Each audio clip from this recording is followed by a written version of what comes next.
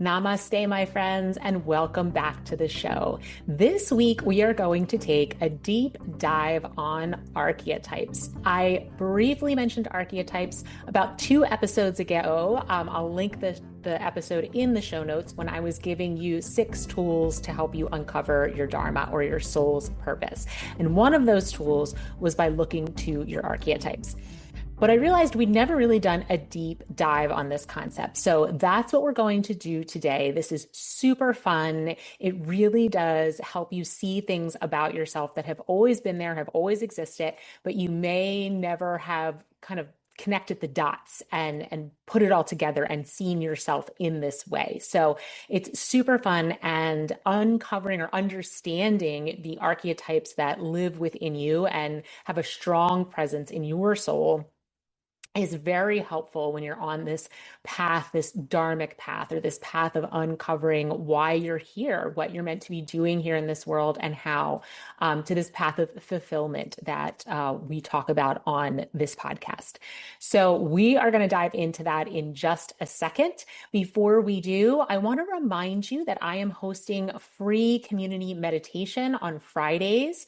The link to sign up will be in the show notes. This is an opportunity for us to come together as a community, have a little chat, get to know one another, and then meditate together. Meditating in a community has powerful benefits for the meditators.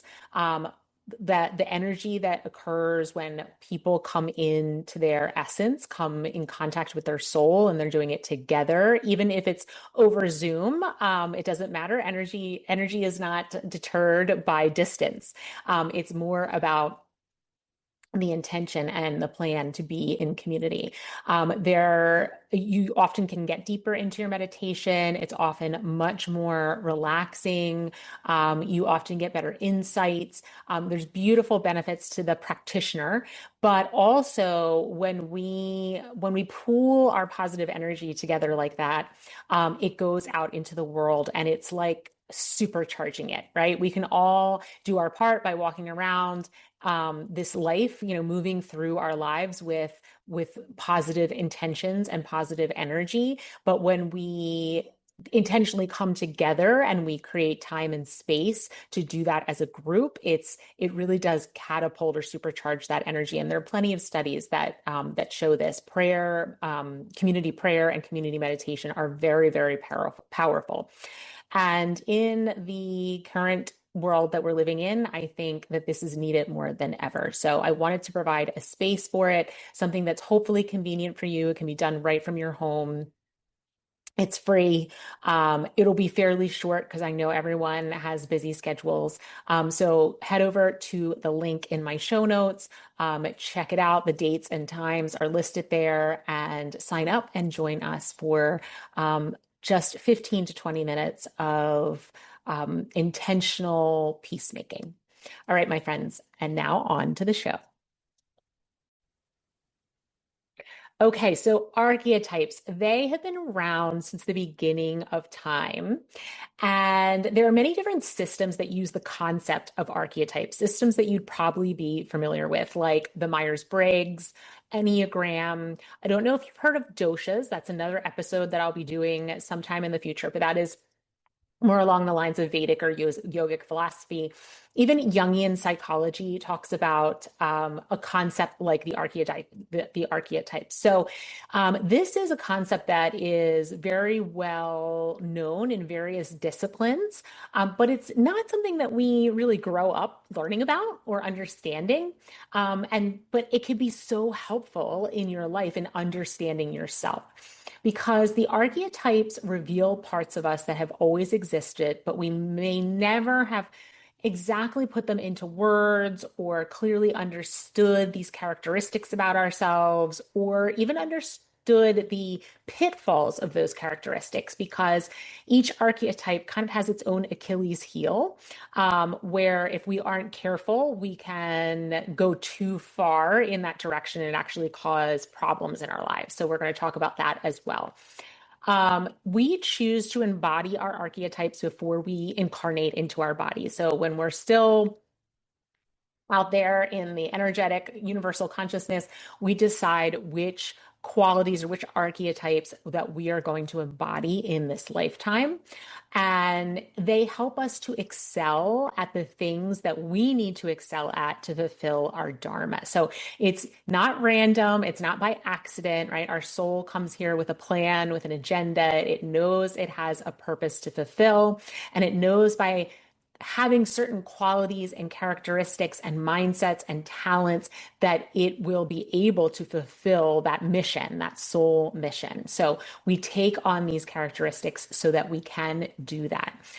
There are 9, we're going to talk about 9 main archetypes today. And we actually have every one of those within us, but you're going to come to see that we usually have somewhere between 1 and 3 that are pretty dominant. Then we have a few that we can tell are there, but they're just less dominant or less prominent. And others we may feel like are not part of our makeup at all, or they were part of our makeup, but something in us has shifted and we no longer feel aligned with that archetype. So, and that can happen, right? We can need an archetype for a certain period in our lives. And then as we move through that and we elevate, we maybe no longer need that particular archetype and it doesn't really live within us anymore or live within us in a significant amount.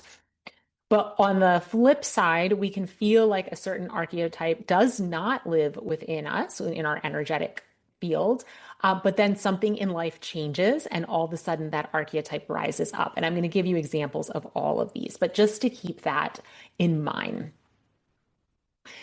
And I want to circle back and just say, so we have this soul mission when we come here, and we do choose the archetypes that are going to help us to fulfill that soul mission, that are going to give us the skills, the talents, the gifts, the mindsets, all of the things that we need. And that often means that when we are living in our Dharma, or living a dharmic life. As I mentioned, there's 2 ways to talk about it. If you're living a dharmic life, then you're living in your soul's purpose. If you're living a dharmic, you're living outside of the stream of your soul's purpose. So if you are living a dharmic life, then you're going to notice that certain things just come easily and naturally to you. That's when you're in your Dharma. You don't have to struggle or strive or grip or, work yourself to the bone. It just seems like certain things come naturally. We all have those things that just seem to come naturally to us.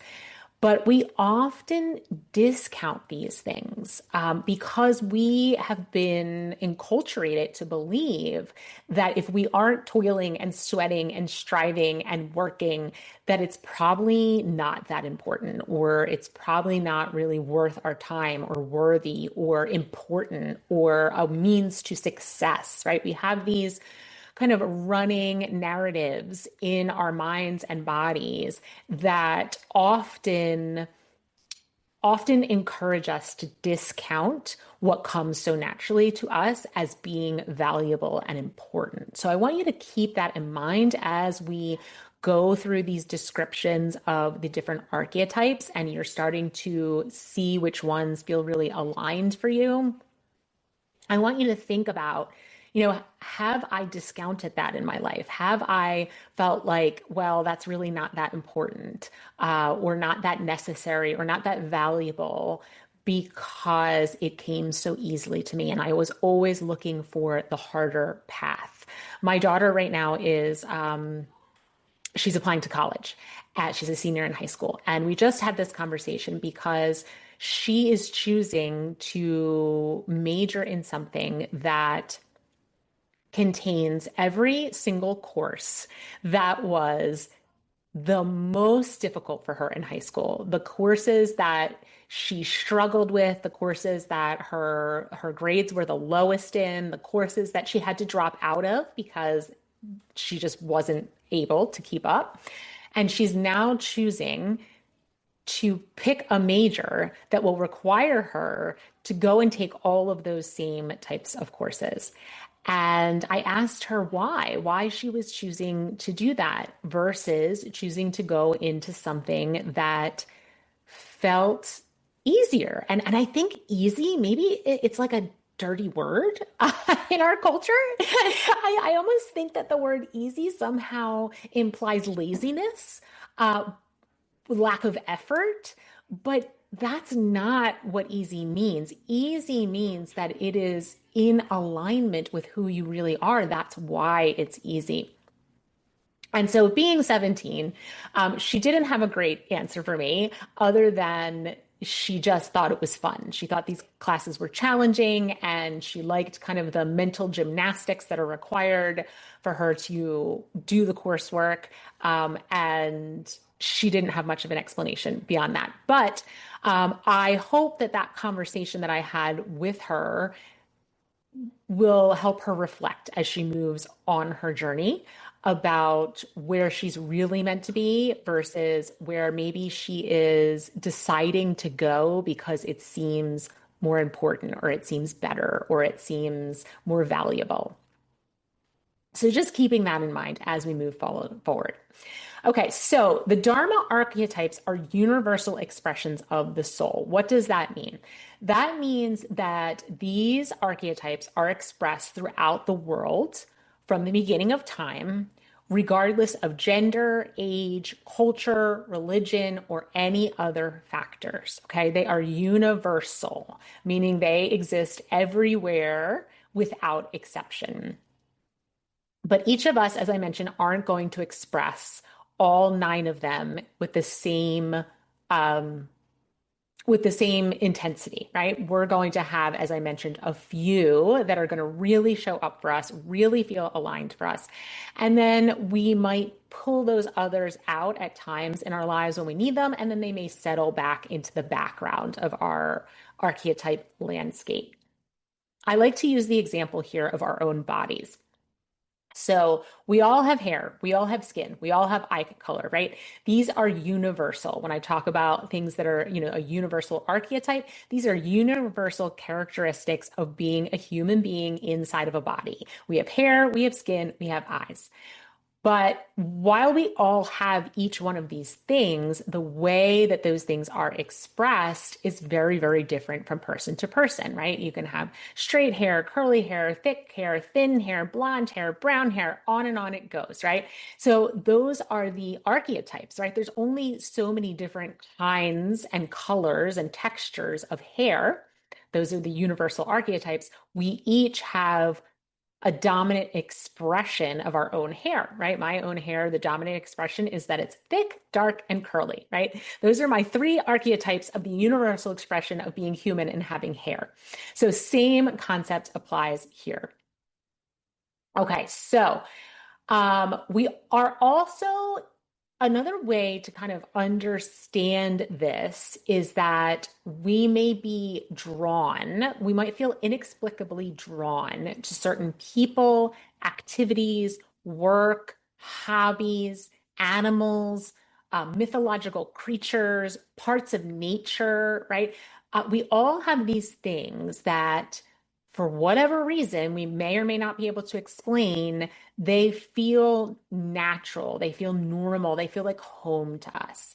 And these are also clues to your your dominant dharmic archetypes. This is really a tongue twister episode. And these days, midlife mom over here, my language fluency is definitely not what it used to be. So I apologize for the stumbling. Okay, so keeping that in mind as well, that, what am I drawn to? What have I my whole life seemed to be pulled to that just feels normal, natural, and like home to me? And the beauty of understanding the concept of archetypes is that we can see how we were all created equal, but not the same. Okay. And that was intentional. That was part of the intelligent design of the universe because the world doesn't need us all to be the same. The world needs balance, right? It needs a balance of energetic types, of talents, of skills, of interests, of gifts. It needs different people to be interested and good at and passionate about different things so that the world can come into wholeness and into balance. And many of us were taught to believe that certain things are valuable and certain things are not. Growing up, if you are good in school, that is valuable, right? If you can get straight A's on your report card. If you're a star athlete, that is valuable. If you are a math whiz or some sort of musical genius, right? These are all considered to be very valuable in our society. And if you didn't possess one or more of these qualities, I'm only giving you a few examples, then somehow you were less than those people that did, right? Less valuable, less important, less intelligent, less impactful, right? There's some way it is implied that you are less than. But what the archetypes really help us to see and understand is that we are all meant to be good at something different, and that your gifts, whatever they are needed to create wholeness and balance in this web of life. So you never need to feel inadequate in any way because you were designed to fill a particular gap or hole in cosmic consciousness. And your only job is to fill that particular hole in your particular way. And once you understand not only what that is, but how you can do it, that's when your soul really feels at peace and in alignment and impactful and purposeful and fulfilled, right? That's what fulfillment feels like.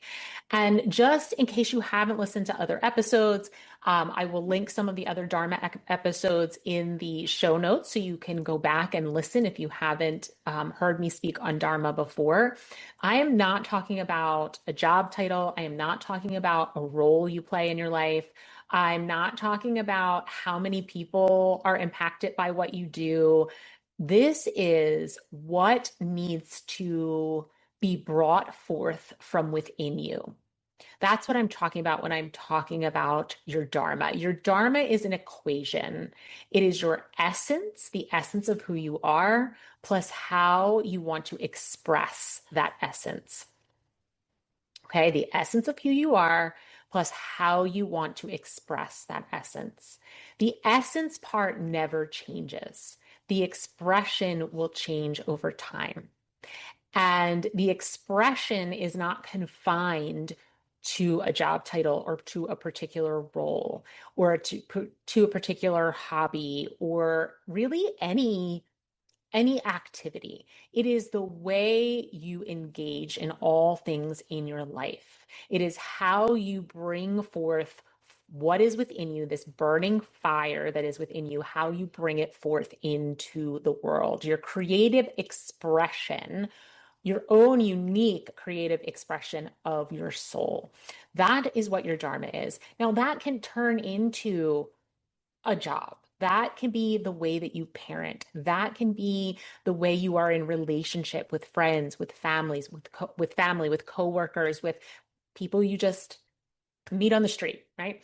That can be through volunteer activities, or it can be 100% by yourself, something that you just need to bring forth from within you that you do alone, right? It is not confined to the typical boxes that society likes to put things in, right? So this understanding of your archetype is really an understanding of your essence. That's what archetypes help us to understand.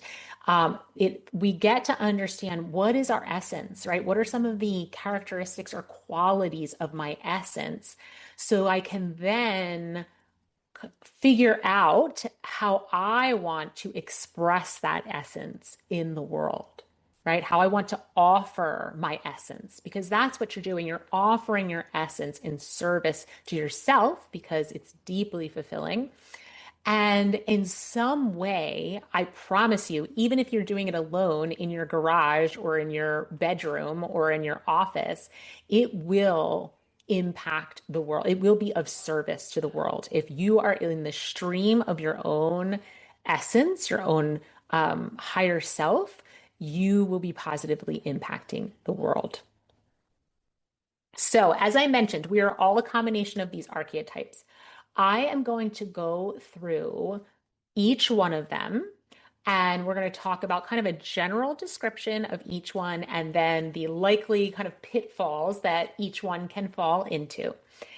As you are listening to what I'm saying, you may experience different things. You might experience different emotions, and sometimes they can be positive emotions like a sense of excitement or a sense of deep knowing or almost like a physical relaxation in the body, like a deep exhale. But they also can be things like fear because sometimes when we recognize something about ourselves, yes, that's amazing and it's exciting, but it's also a little bit scary if we haven't been expressing it, right? Because once we recognize it, we really feel called to step into it. And that can feel a little bit scary. So if you do feel some fear here, it's okay. It's normal. It's natural. Just sit with it, right? We don't have to do anything right now. This is just about getting to know ourselves better. We're not really even making any moves in the physical world. It's just awareness. We're just shining the light of awareness. You also may experience some physical sensations. You could get tingling in your body or warmth. You could maybe get a little shortness of breath or that big exhale, as I mentioned. Sometimes people even tear up. And this is your body's recognition that your soul is coming home, or it's your soul's recognition of home, right? But expressed through your body. So if any of those things, if you experience any of those things, know that they're normal and natural and you don't have to be afraid of them. You can just be aware of them, right? That's all we're going to do today is just become aware. So as I go through this list, you may want to write some things down. If you're in a place where you can do that, you can always obviously come back and re-listen to it when you can. Maybe, if it's possible, wherever you are, if one really feels resonant, one or two or three, maybe just commit those to memory or write them down so that you can go back and think about the ways that this archetype has shown up for you in your life because you came in with these archetypes and you've been expressing them your entire life, whether you have known it or not known it. But once we become aware, right, we shine the flashlight of awareness on ourselves and on who we truly are, we often can then look in the rearview mirror of our lives and start to see how we actually have been doing this all along. And not only does that give us a sense of knowing that this is right, that we're on the right path, that this feels in alignment with our soul.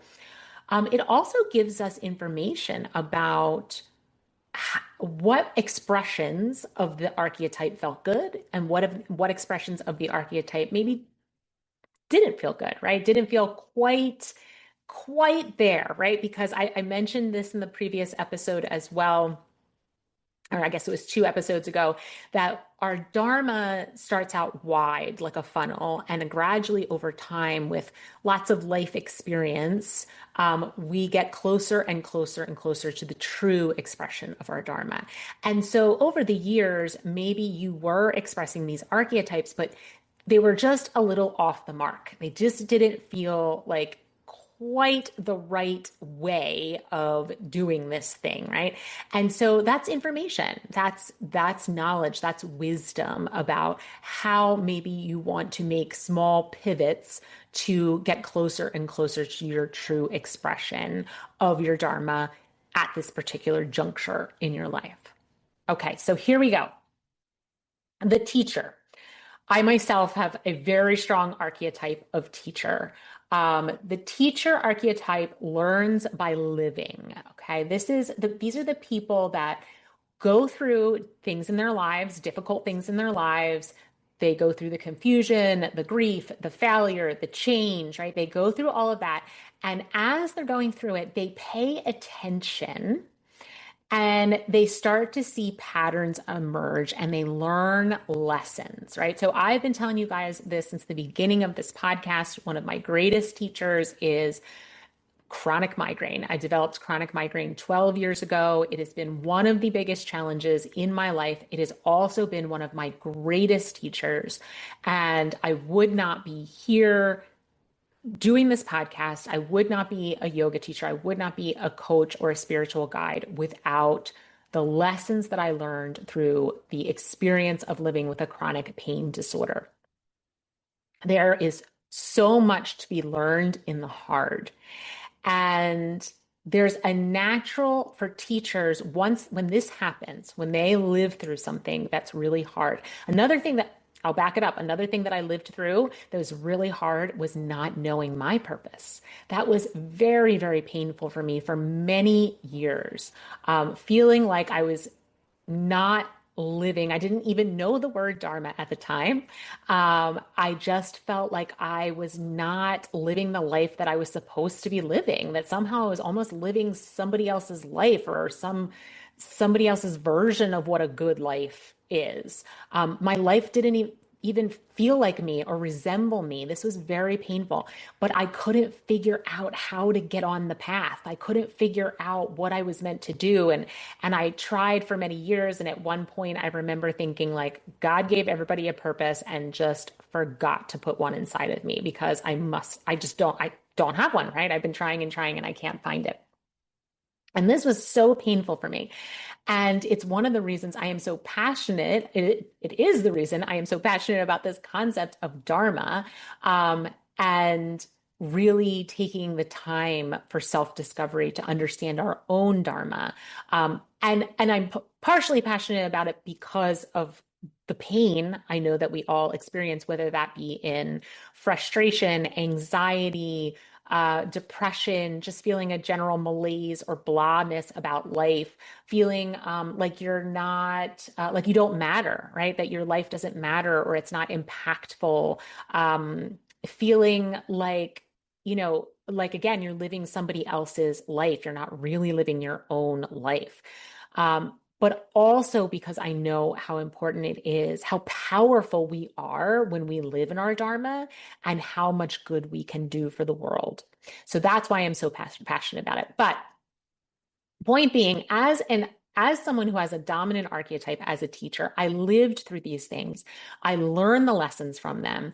And then I had this tremendous urge to share what I have learned with other people so they don't feel the same sense of suffering. So they don't go through the same suffering that I went through.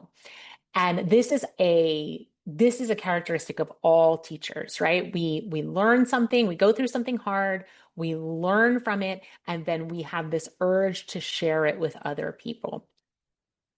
Teachers are often the people who can explain something clearly because they once didn't understand it themselves. And they remember what it felt like to be at the beginning.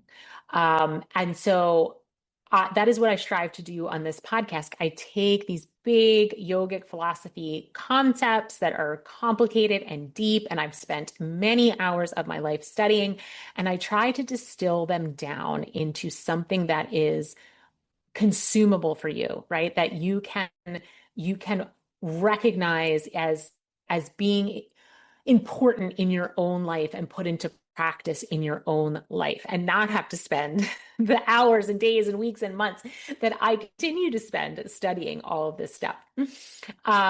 Teachers are good at naming what's happening, putting words to experiences and helping others to orient themselves.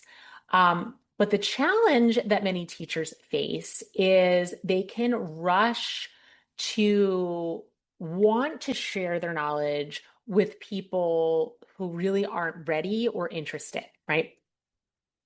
I could talk about yoga philosophy all day, every day to anyone who would listen.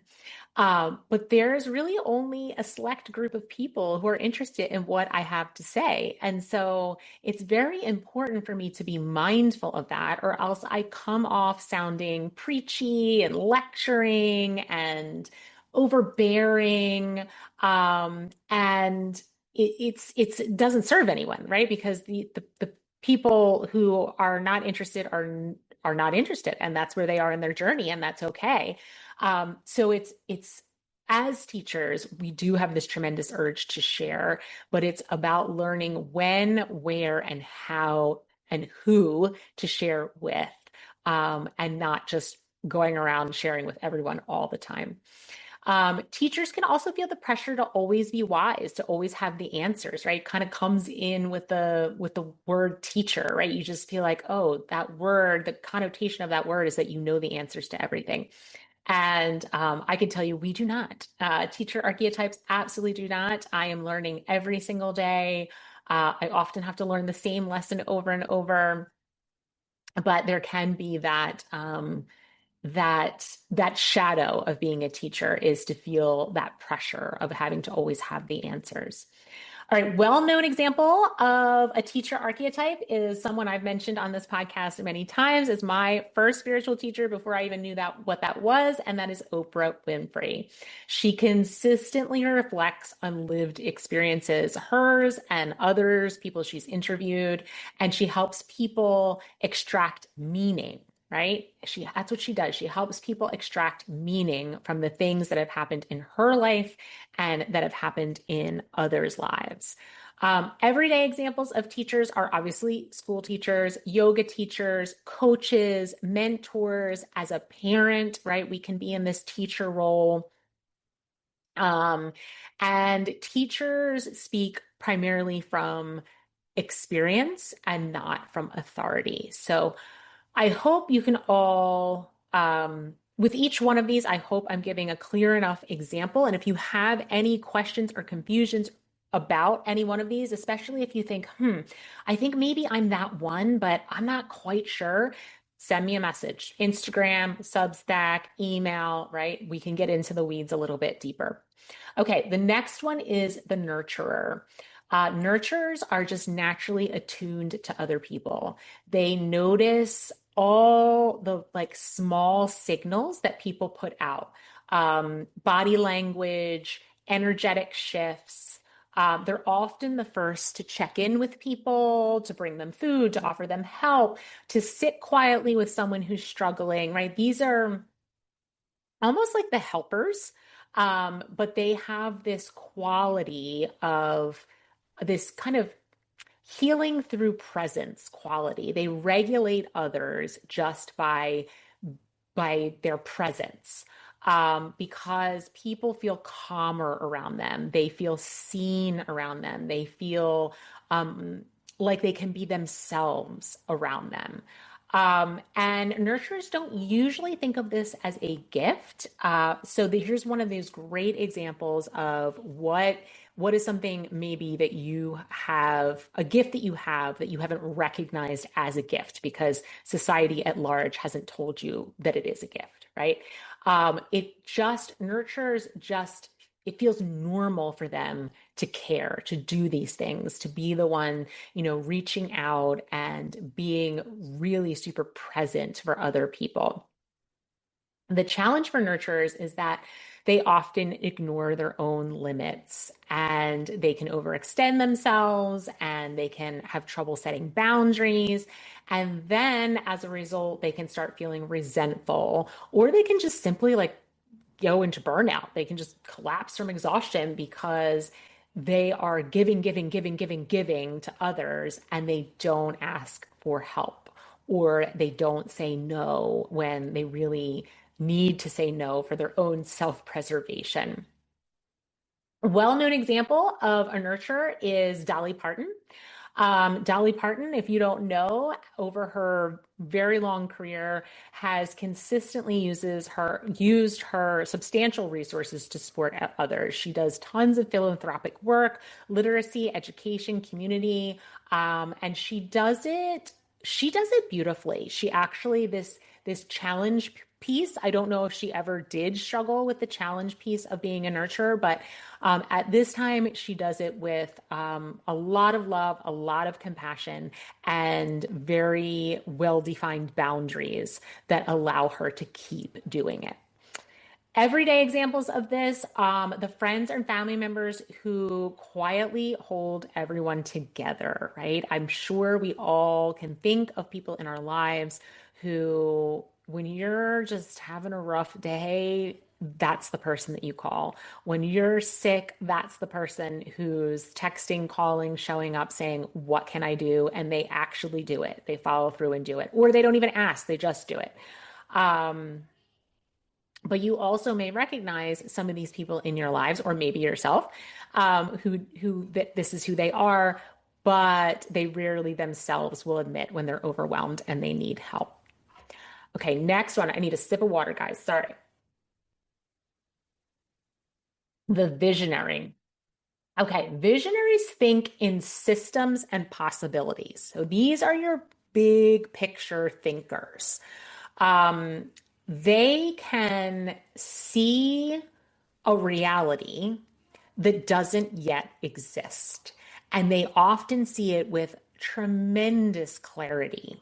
It is as though it's as though it already exists, right? Because in their minds, it does, even though it hasn't been brought into the 3D reality. So and when we think about the concept of manifestation, and we often talk about visualizing this future thing that you want to manifest and pull towards you, these are our visionaries. Okay. We can all do that on our own.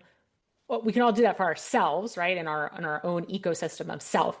But visionaries do that for societies, for cultures, for the world, right? They're big picture visionaries. They look or they notice what isn't working and they imagine alternatives. And their minds naturally jump ahead to what could be improved, redesigned, reimagined. And they're people who are very dissatisfied with the status quo, right? They're not going to look at something and say good enough. They're always going to look at a system, a culture, a large, a system, a culture, a world, and say that there needs to be change, that it could be better, that we could do better. And it's not because they are trying to be antagonistic. It's because they believe in potential. They deeply believe in potential.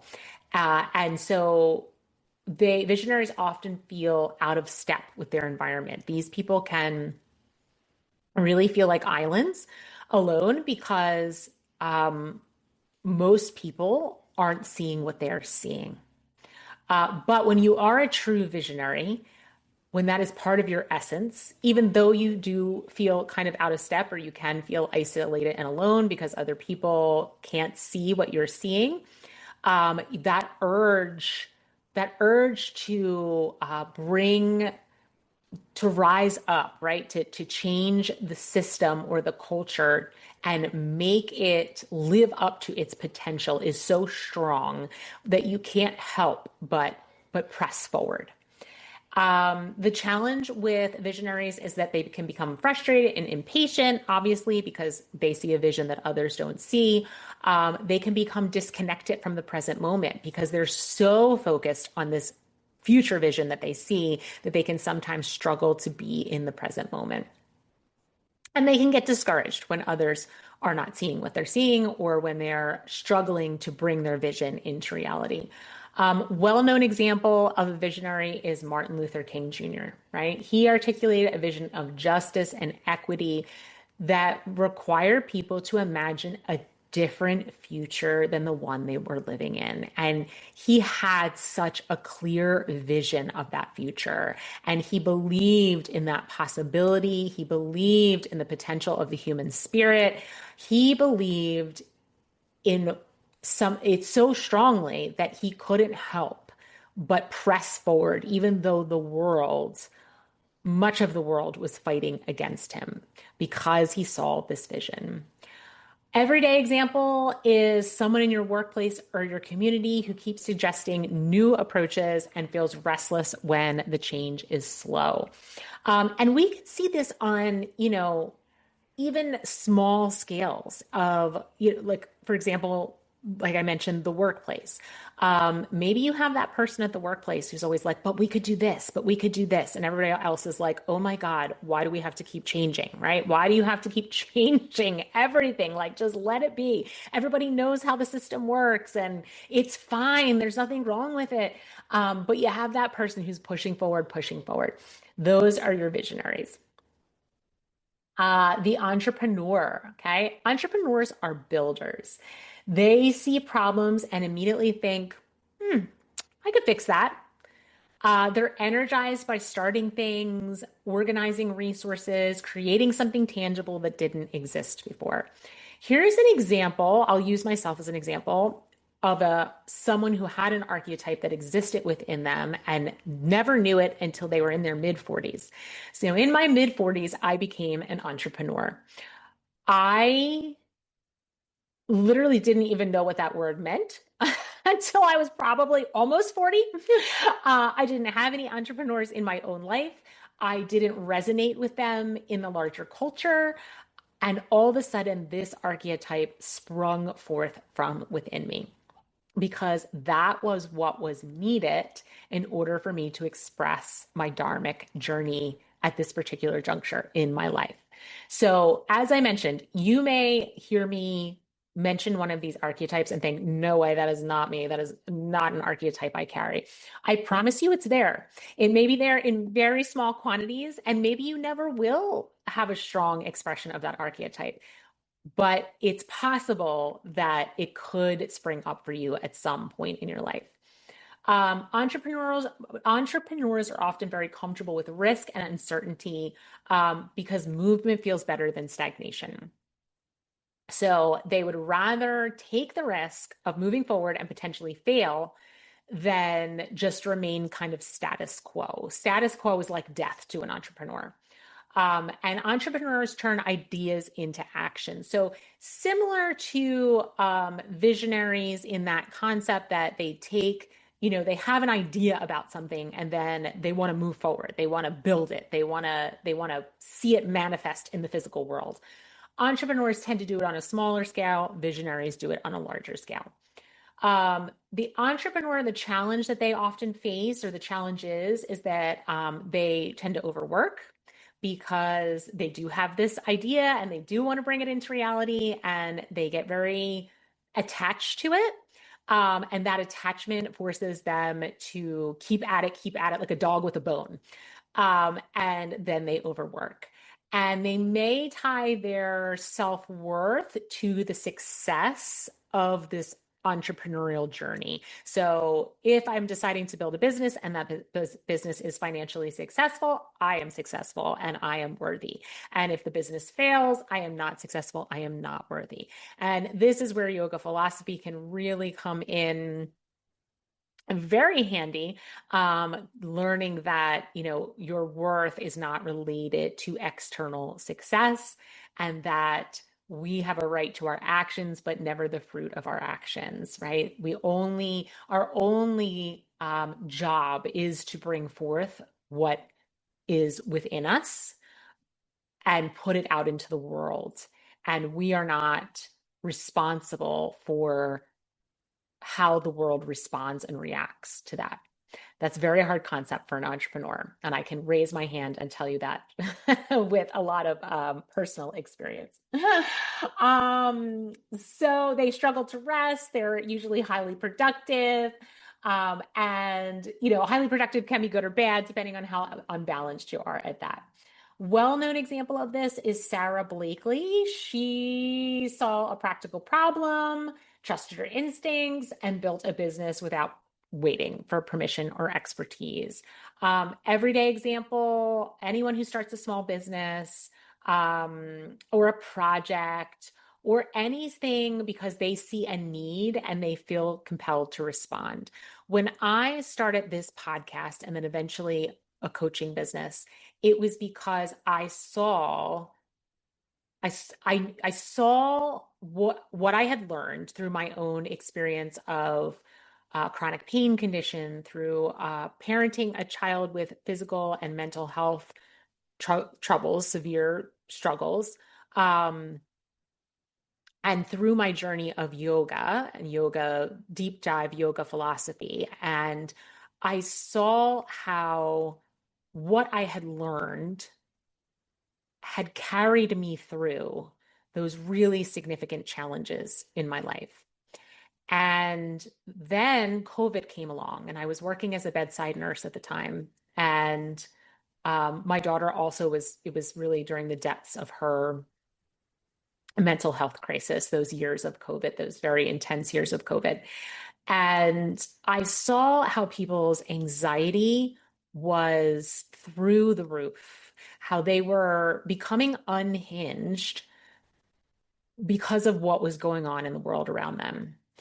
And I thought, wow, everything I've learned has is carrying me, right? It's carrying me through being a bedside nurse during COVID. It's carrying me through taking care of my daughter. It's carrying me through living with a chronic pain condition. I need to share this. There's a gap in the knowledge. And I know people could benefit from this. See, I know individuals can benefit from this, and our society at large could benefit from it. And so I want to fill that gap. Okay. So that's where my own entrepreneurial archetype rose up, is because I saw the gap and I wanted to fill it. Okay. The artist is our next one. So your artists process life through expression of some sort, right? So they process pain and grief and anger and joy and happiness and passion and confusion and every experience and emotion that they have in their lives through some type of expression. That can be painting on a canvas, it could be writing, it could be acting, it could be music, or any other creative outlet. And their work reflects their emotional truth. Often they create what they themselves needed to hear or see. And this is what I mean when I say, our Dharma is for ourselves, but it's also for the world. So an artist will create what has to come out of them, right? It has to come out, and it comes out in one of those creative outlets. But then in the process, if they choose to share that in the world in some way, then we all benefit, right? We all benefit from the music that touches our soul, or for that work of art that just pierces, or for that writing that brings us to tears. The work is in service to their own soul first, and then it ripples out to others.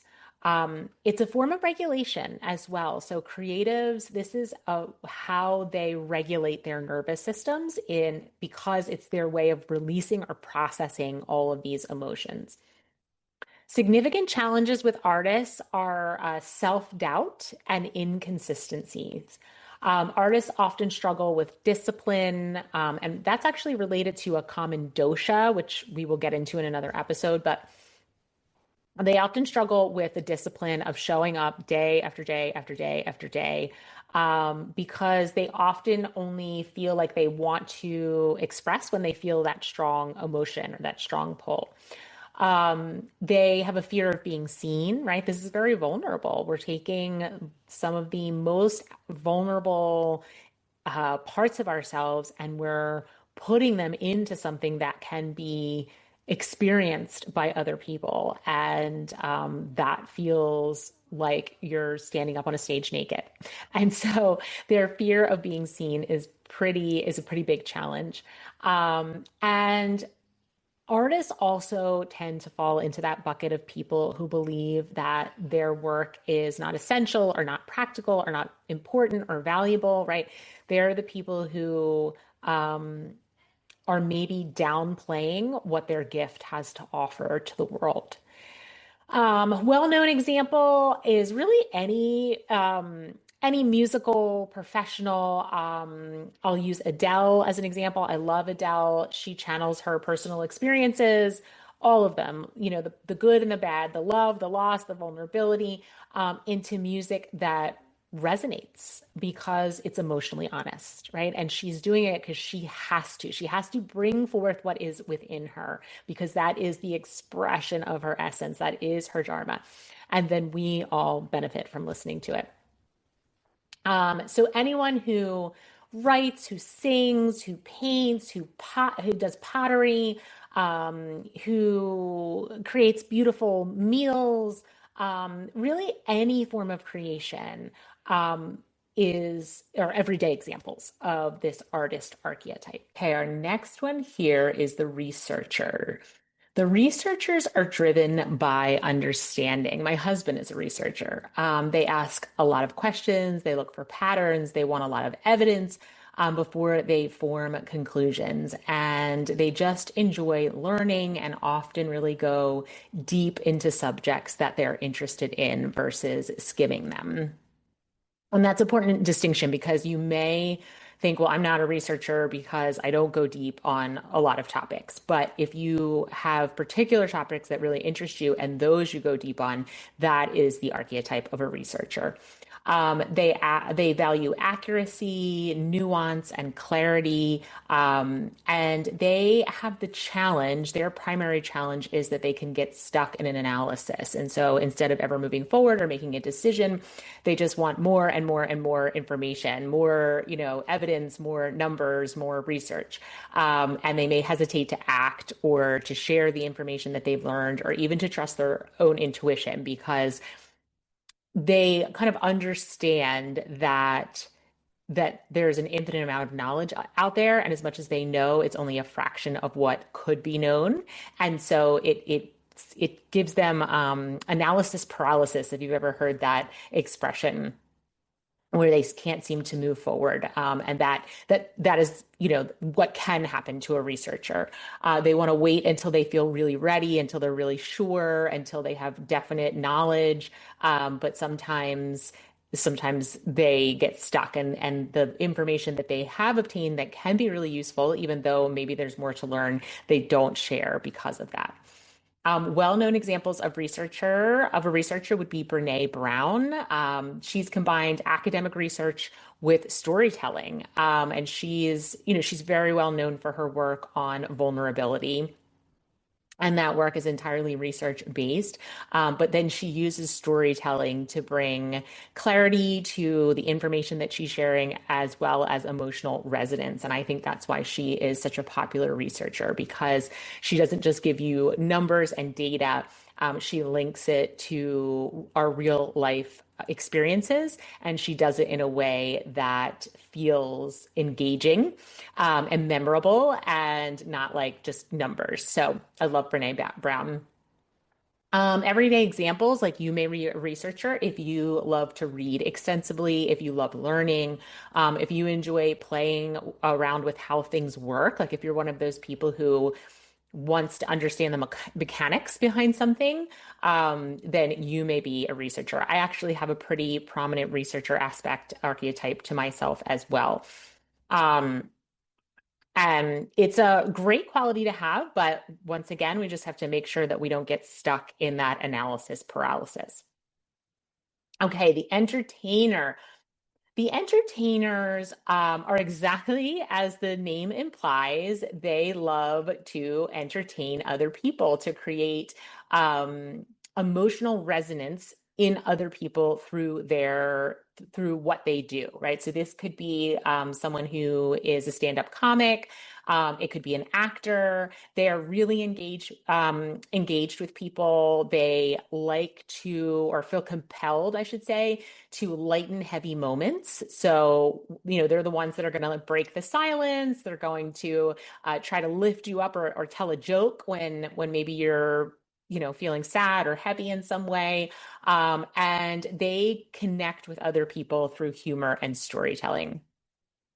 They often feel responsible for keeping things upbeat or comfortable.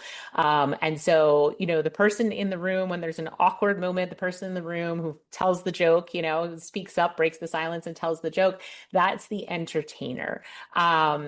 Their challenge, as you might imagine by me just explaining that, their challenge is avoidance, because entertainers can use humor or performance basically to deflect from pain and difficult emotions. So there's a time and a place, right, when we want to do that, and that's actually helpful. And then there's a time when it's really just avoidance. And when it enters that arena of avoidance, that's where the entertainer that's where the entertainer can be challenged. Well-known examples of this is Steve Carell. He is humorous. He has emotional depth. He allows his audiences to connect both through laughter and vulnerability, and that is a beautiful example of an entertainer. But everyday examples are the people who just bring levity to tense situations, but also people who help you to relax, or people who make you laugh, or people who are not only storytellers, but they do it in such an entertaining way, right? They're not just telling you a story. They're so engaging that you feel like you're in the story.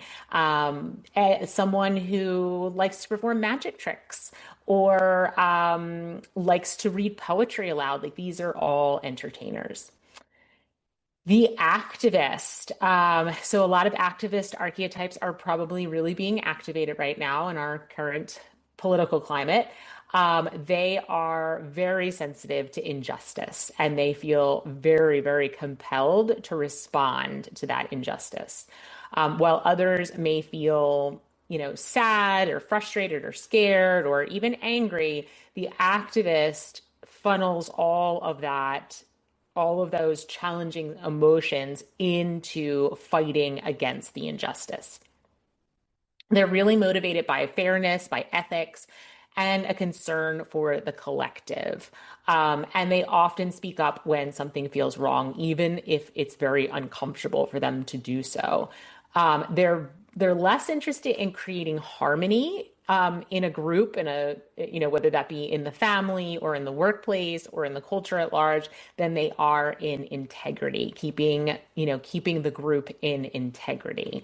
So activists can be challenged because this type of work, or this type of impulse, wherever you're doing it, whether you're doing it, like I said, at home, at work, and in the culture at large, often means going against the grain. It often means speaking up in uncomfortable situations. It often means fighting for things you think are right, even though maybe you feel like people aren't listening, or people are intentionally going against what you believe is to be right.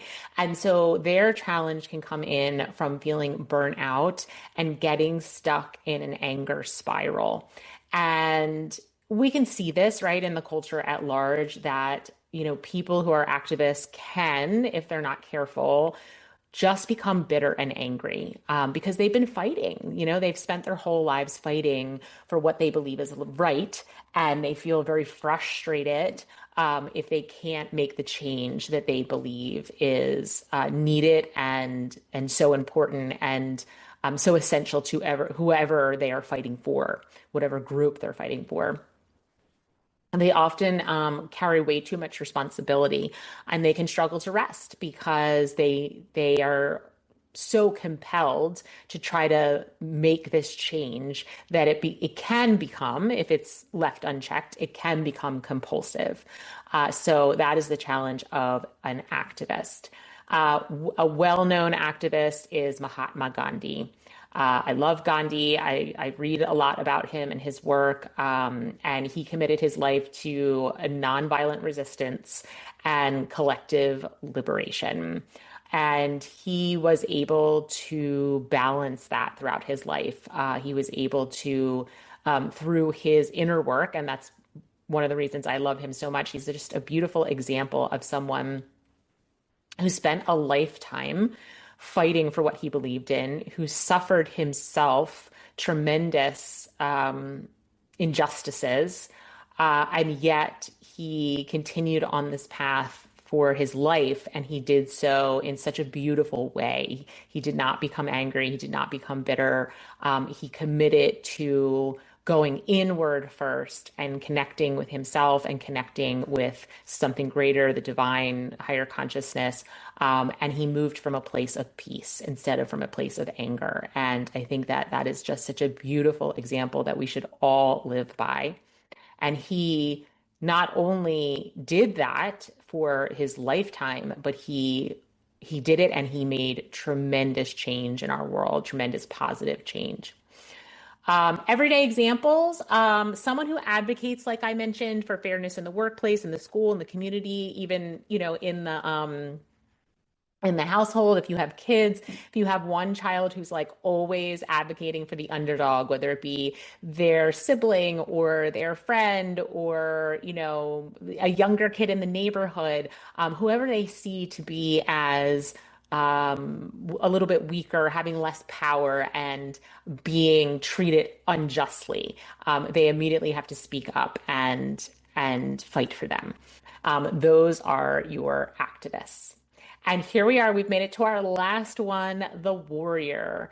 Warriors are defined by their courage, their fire. So I did an episode a while back about having honey in your heart and fire in your belly. And what that means is that you have love and compassion and empathy in your heart space, but you don't, that doesn't mean that you don't fight, right? That you don't fight for what you believe in or fight for what is right or fight for, living in alignment with your Dharma.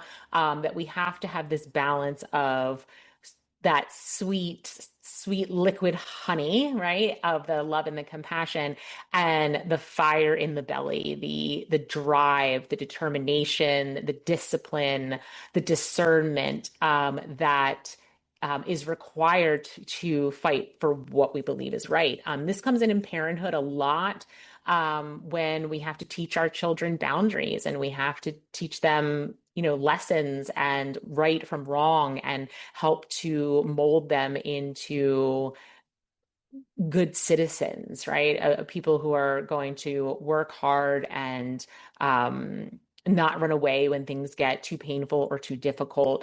We have to teach them these lessons. We have to teach ourselves these lessons.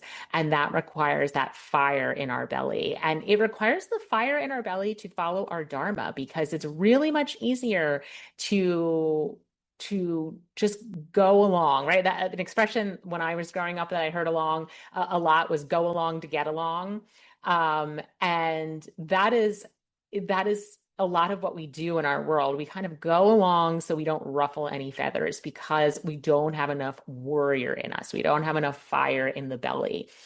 Warriors step in when something needs to be defended, values, safety, dignity. They're willing to confront, and they are willing to walk through the discomfort of that confrontation rather than avoiding it if they believe in what they are fighting for or who they're fighting for.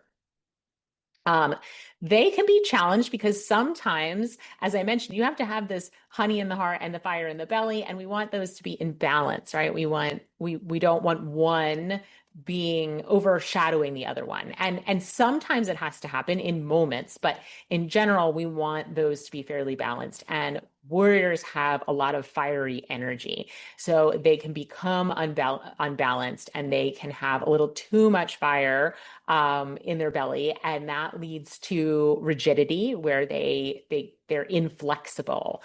They're unwilling to hear other people's opinions or ideas. They're unwilling to try new things or learn new things or change their opinion about something. They could stay in fight mode long after the threat has passed. They can perceive that they need to fight even when they don't, right? Because they are kind of living in a fight mode. So anything that happens could be a signal to them that they need to that they need to be in warrior mode. And when that happens, when they face this challenge and they become unbalanced, that leads to exhaustion because it's almost like a constant activation of that sympathetic nervous system, that fight or flight. And we can go into adrenal fatigue and burnout and exhaustion. So that is the potential challenge of the warrior. Well-known warrior is Rosa Parks. Her refusal to give up her seat was a clear act of courage, and it took a lot of fire for her to do that. A lot of courageous energy, and she did it because she believed in what she was fighting for, right? And she was willing to be in the discomfort. She was willing to suffer herself because she believed so strongly in what she was standing up for. Everyday examples of warriors could be someone who sets really firm boundaries, someone who protects people who are vulnerable. So activists and warriors can be sort of linked, but not always. Activists are kind of more about causes. They're like larger injustices, where warriors tend to fight more for individuals. Um, they, as I mentioned, will protect someone who is vulnerable. They'll also really stand up for what they believe in, though, on a personal level, and they will kind of fight to the death. They can fight to the death, as the name warrior implies, to be heard and to have other people understand their point of view. I am married to a warrior, so it's this energy is a very, very powerful energy, and it needs to be used wisely. The sword of a warrior needs to be used like a scalpel and not like a lawnmower. And so that is where a balanced warrior versus an imbalanced warrior. Okay, so we have gone through all 9 of these archetypes, and I probably should have mentioned, I'm so sorry I didn't mention in the beginning, that I took these from Sahara Rose's book, Discover Your Dharma. I mentioned there are many different systems that use the concept of archetype. They're all fairly similar. There's a lot of similarities amongst them, and they have some differences. So for today's episode, I used these 9 that came from her book. But if you look up, as I mentioned, like Jungian archetypes or even Myers-Briggs or Enneagram, you're going to see the same themes coming through. They just might have different names. And so the names I chose are from that book. So I hope that you started to recognize yourself in some of these descriptions that I was giving, and maybe you were able to pinpoint anywhere between 1 and 3 that you felt really connected to and really aligned with.